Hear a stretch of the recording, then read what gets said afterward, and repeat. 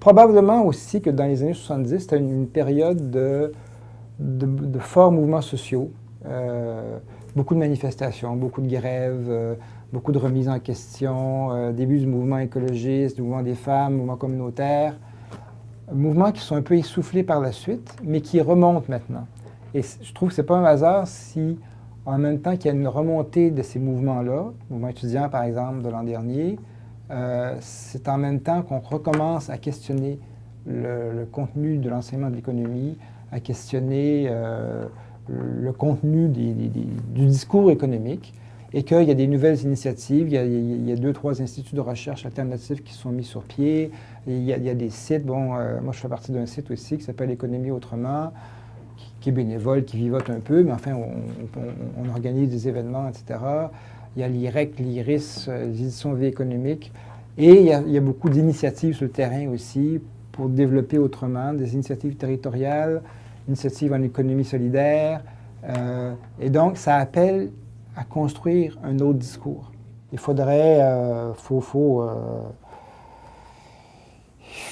une explosion quelque part, pas une explosion matérielle, mais une explosion sociale. Il faut une contestation extérieure. Il faut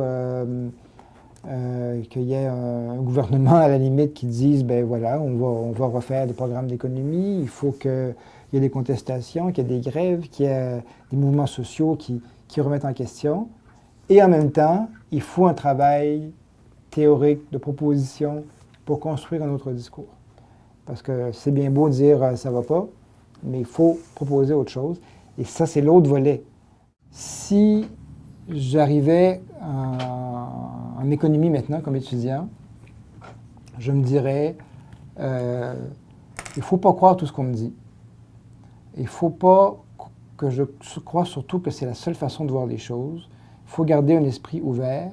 Il faut ne pas hésiter à critiquer, à remettre en question, à aller chercher ailleurs des informations, des théories, des explications.